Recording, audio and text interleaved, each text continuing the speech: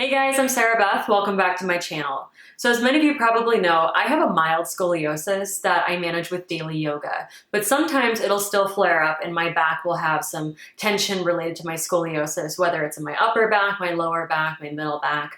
And these are the few tips and tricks that have worked for me, and I hope they work for you as well.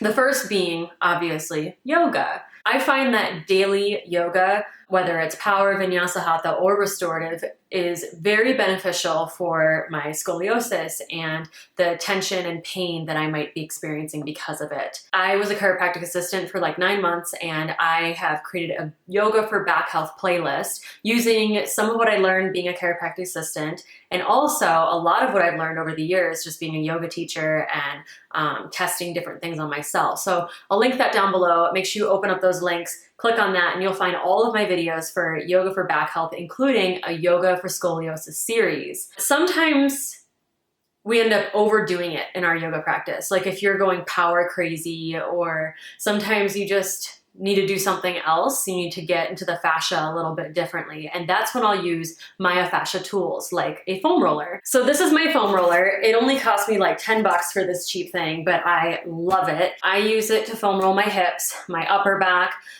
sometimes my lower back, and I definitely foam roll every single time I work out, especially my hips, like my IT band and just kind of the glute and piriformis area. So this is wonderful, lifesaver. It's cheap.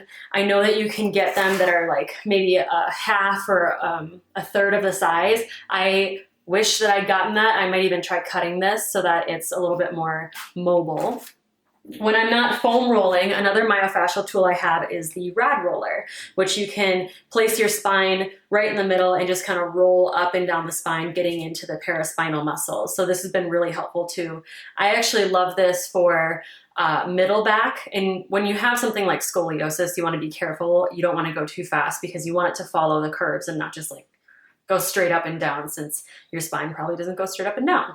There's also the Rad rod that I use. This has, it's a steel rod, and this can move separately from the handle. So I'll use it to roll out my neck, muscles along my neck. Usually I'll just hand this to my husband and say, hey, can you roll out like between my shoulder blades? You just don't want to roll over like bone or anything because that's painful.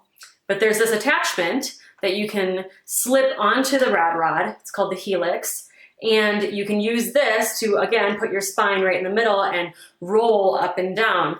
I know that people use this like a foam roller without the rod in it. I find that I like it best when it's used with the rod and someone else can roll up my back for me or roll out my hips for me. So those are my myofascial tools. And all of those have been really helpful in my back pain relief. One more, I don't know if I'd call it a myofascial tool, but another tool that I have that I use for back pain relief is my Prana Mat. You guys have probably seen me talk about this. I did a Prana Mat review, and it's basically an acupressure mat. You lay on it for 15 to 40 minutes maybe, and it's so good at relieving tension.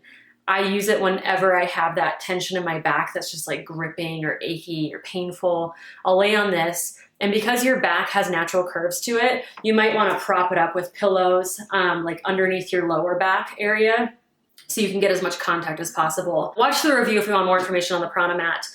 This is definitely something I use for pain. Let's see. Epsom salts. You can buy Epsom salts at Target, at Costco, at Walgreens, at Whole Foods. These Epsom salts you use in a bath, and be generous with it. The first time that I had an Epsom salt bath was when my back pain was just so bad that I was like, I'll do anything right now to feel better, and I'm not feeling better, so let's try this bath. Bath sounds nice.